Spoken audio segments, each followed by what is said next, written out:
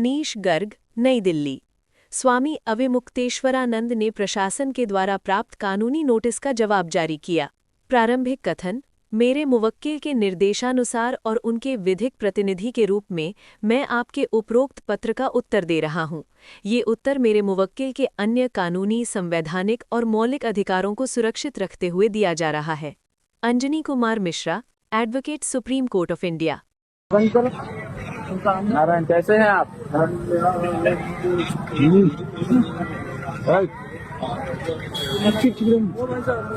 अब देखिए, अब हम तो अपना लड़ रहे हैं, अपनी लड़ाई अभिमन्यु की तरह चक्रव्यूह में लड़ रहे हैं।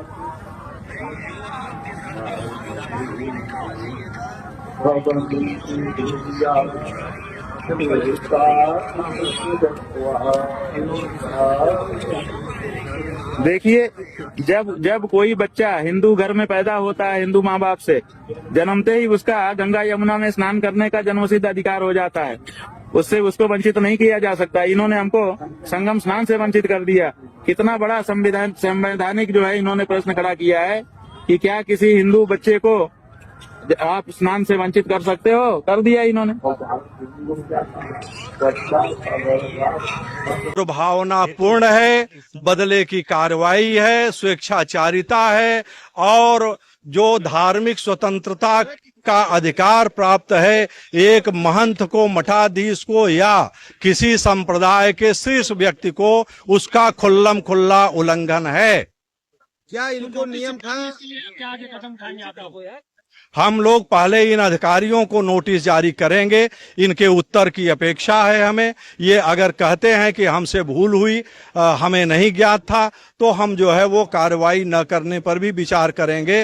अन्यथा जो है वो अगर इनसे कोई उत्तर नहीं प्राप्त होता है तो हम लोग सीधे सुप्रीम कोर्ट में ही कार्रवाई इनके विरुद्ध करेंगे।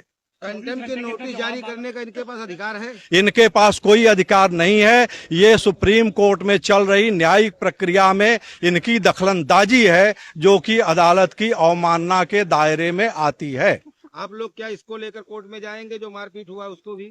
जो मारपीट हुआ उसके लिए अलग दफाएं हैं। ये चूंकि जो है वो सरकारी कर्मचारी हैं, इनको एक विशेष संरक्षण प्राप्त है, इसलिए हम लोग जो है वो राज्य सरकार से, गवर्नर से इनके ऊपर उन दफाओं में मुकदमा दायर करने की अनुमति मांगेंगे। अगर वो उचित समय में नहीं देते हैं, सरकार नहीं देती है, तो हम लोग न्यायालय में जाएंगे। 24 घंटे के अंदर जवाब मांगा गया, जिस तरीके से आधी रात में नोटिस चिपकाई गई है, क्या जवाब? अब इसी से ही आप समझ सकते हैं कि ये अधिकारी कितने तत्पर हैं कि कोर्ट के आदेश जो है कितने लंबे समय तक पड़े हैं, और कुछ मामलों में तो चीफ सेक्रेटरी तक को राज्यों के जेल भेजना पड़ा है माननीय सुप्रीम कोर्ट को कि उनके आदेश का पालन नहीं हो रहा है, और ये बिना सुप्रीम कोर्ट के कहे हुए उनके आदेश का अनुपालन करने चले हैं। और क्या अनुपालन है? पट्टाभिषेक हो रहा है, आपको सुप्रीम कोर्ट ने कहा है कि आप जाके रोको। सुप्रीम कोर्ट के पास असीमित शक्तियां हैं। उन्होंने ये कहा गया है किसी विधानसभा के स्पीकर को कहीं कोई न्यायालय में नहीं बुलाया जा सकता,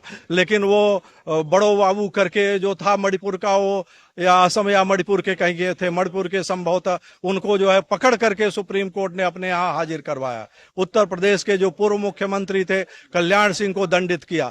तो आप माननीय सुप्रीम कोर्ट के पास शक्तियां कम है क्या जो उनको संविधान के अनुसार कंटेम्प्ट करने का अधिकार प्राप्त है? और कंटेम्प्ट ऑफ कोर्ट एक्ट 1971 के अंतर्गत प्राप्त है। उसमें कहाँ कहा गया है कि पुलिस के कहने से कंटेम्प्ट होगा या पुलिस कंटेम्प्ट की कार्रवाई करेगी? और कहाँ कंटेम्प्ट है? कंटेम्प्ट तो आप कर रहे हो प्रक्रिया में दखलंदाजी। वासुदेवानंद सरस्वती जो है उनको जो है उन्होंने अपने नाम के आगे शंकराचार्य लिख दिया। सुप्रीम कोर्ट में पिटीशन लगाई गई कि इनके ऊपर रोक लगी है, ये शंकराचार्य कैसे लिख सकते हैं? जो राम जन्मभूमि तीर्थ क्षेत्र न्यास बना है उसकी बात कर रहा हूं। उन्होंने हटा दिया।